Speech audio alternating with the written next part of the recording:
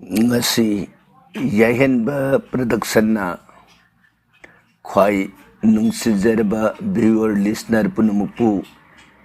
ahan bada khurum jaraga Hanuman gi puja katsabagi matangda wafam amatang khwai punamuk punna khangminnaba yananaba mawongda thamjari ngasi asi haibadi October ki tang kuntha ing lisingani kunga mari jumsakasan nimit asi Ram Bhakta Ramadas Hanuman gi thoidokna sauraba puja kubhai nimit amani nimit sida Hanuman bu nungsina puja katsaba amadi khurumjaba matamduda Hanumana thoidokna penbiba adugumba numit amani hairiba ngasigi numit asigi Hanuman gi puja katsaba puja sadai na ngamjaba awathum hairu haira laphoi na singba katsaraga samna khurumjaba yai khurumjaba sida aikoina mantra gi niyom puja gi bidhi mayam amasu piri adubu hairiba puja gi niyom bidhi mayam du amat iyaw yawrudrabasu isam chamna katsaba matamduda Om Sri Hanumate Namaha haiba mantra si khaktang na katsaraga aikoi gi tongan tongan ba Hanuman pamjaba Hanuman Chalisa gi natragana Hanuman gi bijja mantra makhan makhan mayam du sonbiraga natragana phone dagi tajaraga Hanuman bu khurumjabada thoidokna kanaba mahi piba maruina Hanuman si puja katsaba matamda aikoi gi phattaba thawai sing evil spirits bhut pret timu laimu isada wakhal leita daba pukning waba makan khuding maktagi kuksaba tanatana hakshang da thongna pangan pinabiba lanthum chawkhatpa nada yaktaba makan kayagi kanaba mayamama Hanumana pibiba adugumba numit amani numit asigi puja kasagadoriba matamdi tang kuntha October lisingani kunga mari yumsakasa numiti numidang pung taraga minit kuntra ga nithoi dagi pung tara mathoi ga minit kunga mari phawbugi manungsida aikoina Hanuman gi puja si katsaba matamda soidana kanaba pi numisida Hanuman gi oigadaba saktam si panchamukhi Hanuman haibis masin manga panba Hanuman ma sakti ni sakti sida Hanumana Ramchandra ki thaujan dagi jagat ki shakti punamakadu pulap tin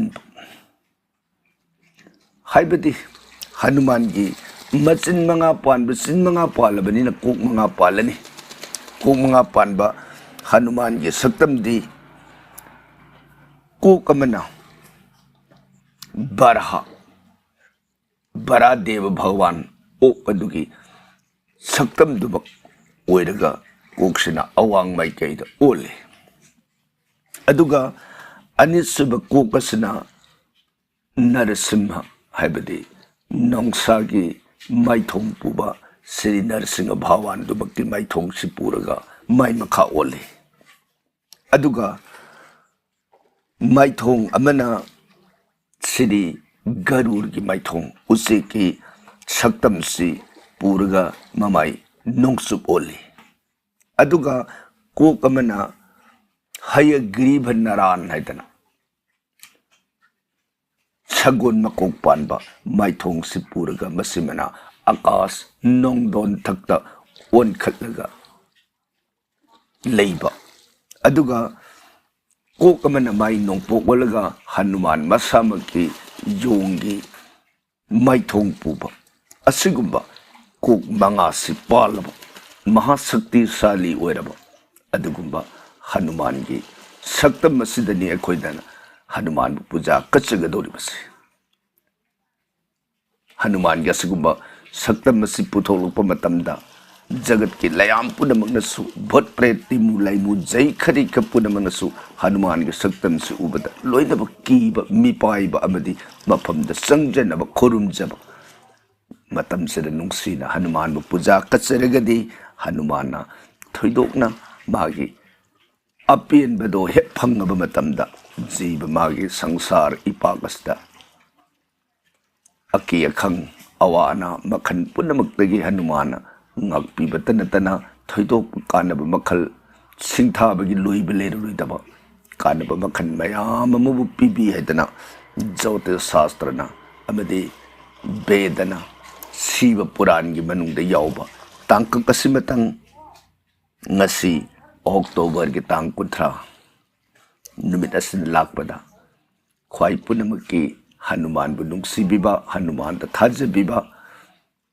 Hanuman ki puja kachaning baleragadi namisida puja simatang kachahuba thoidongna phai puja kachabagi pungphamdi mathakta thamjakhriba tang kuthra October inglisingni kunmari sigi namidang pung tara minute kunthra gani thoi chatpadagina namidang ki pung tara mathoi minute kunga mari phawba chatpa matam saisida puja si katpi hauba phai sumuidana khwai punamaki punna khangminaba yananaba mawongda yaihanba Brahma YouTube channel asina wafam simatang puthoktuna thamjari khwai punamakpu thagatsari.